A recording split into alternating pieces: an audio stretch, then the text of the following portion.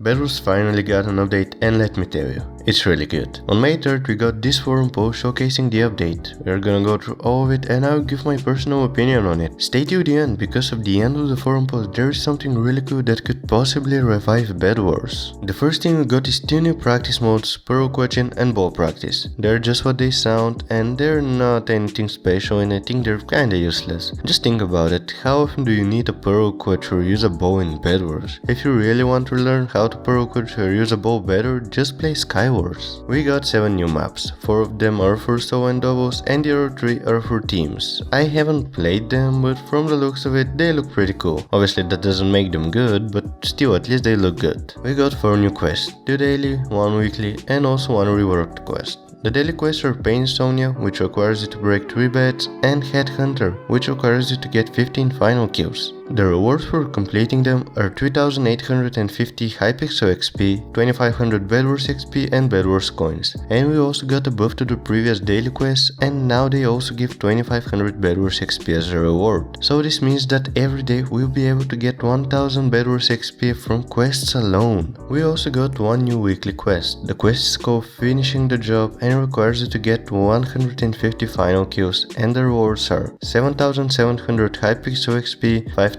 Bedwars XP and 5000 Bedwars coins. It is the same as the other weekly quest. The reworked challenge is the Challenger quest. Now it requires you to complete 5 challenges. As you guys know, before you just needed to win a game with the challenge activated. It didn't matter if you completed the challenge or not, but now if you want to complete it, you have to complete the challenge. The quest also got buffed, so now it gives the same rewards as the other weekly quests. We got new prestige covers and oh my god, what is this? How is this supposed to make me grind? The only ones that look good are the 4200 stars and the 4500 stars. 2 out of 20 is not a good look. Something interesting is that 2 of the new prestiges have the cover black in them. This is the first time we got black in a prestige cover. This section of the update is gonna affect mostly War OG and Manhwa, because let's be real, we're not getting 5000 stars soon. We got some quality of life changes, and this is probably the best part of the update. Rotating items can now be saved in the quick buy slot. This is amazing, and it means that a lot of people will start using rotating items. Added the hotbar manager to the menu in the lobby, and added the ability to edit your quick buy layout from the lobby. This is really cool because you no longer have to enter a game, so you can edit your layout and risk getting killed while you're in the menu. When purchasing a sword from the shop, it will replace the sword in your selected hotbar slot if it's better than your current sword. This means if I have set my first hotbar slot for my sword and I buy a better one, it will always gonna replace the sword in my first slot, but for some reason it doesn't work when picking up a sword from the ground. We got some new prices for some items, which are chain armor from 30 to 24 iron, water bucket in solo and doubles from 3 to 2 gold, water bucket in 3s and 4s from 6 to 3 gold, sponge in solo and doubles from 3 to 2 gold, sponge in 3s and 4s from 6 to 3 gold, and bed bugs from 30 to 24 iron. I think they have done this so more people are gonna start using those items, but to be honest, I don't really think it's gonna happen because, well, those items suck. And finally we got a change to a team upgrade.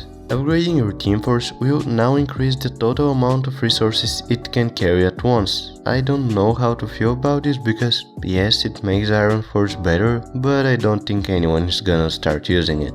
There's still one more thing before we move on to bug fixes, and it's this sentence. We will be experimenting with standardizing generator speeds across all maps in the near future. So this means there's gonna be only one type of generator in the game. I personally like the fast generators more, and I hope this is gonna be the new standard. Anyways, let's move on to bug fixes, and I'm gonna ignore most of them because they're mostly lucky blocks, and let's be real, no one cares about lucky block. Fix dying to your own fireball or TNT not providing proper final kill credit. This has been a problem for the longest time in Bedwars, but I'm glad it finally got fixed. Fix the spectator compass not always showing all live players. Yeah, the compass menu wasn't big enough for all the players, so some of them got cut out. Fix entity view distance being much lower than usual in the first world of each game instance. This means that no matter how far away a player is, he is gonna be visible and not just disappear if you're like 50 blocks away. Fix players not getting passive coins and XP gain while respawning. This has been a problem for as long as Bedwars have existed, and if you don't know, every minute or so you'll get 25 Bedwars XP and 18 coins. But if you're dead or respawning at the time that the messages throw out, it won't show anything and you won't get the XP, but now they have finally fixed it. And at the bottom of the forum post we got this. This update came out after checking in with the community a few months ago. Wow, this is a good hefty chunk of an update, more than this is planned. However, due to how much we wanted to add and how long it's taking to develop it all, we decided it might be best to release what we have so far. We will be focusing our efforts on the other update as for now. We sadly aren't ready to unveil much about what it entails, although we did tease a little bit by releasing the new lobby a while ago. And now for the part that I mentioned in the beginning of the video. One thing we can mention is that this content will aim at adding a longer grind to the game, something akin to when Skywars got the Angel's Descent. While we're not planning on changing the normal Bedwars gameplay loop and balance too much, we'll be providing all sorts of new content along with a solid set of new rewards to go with it.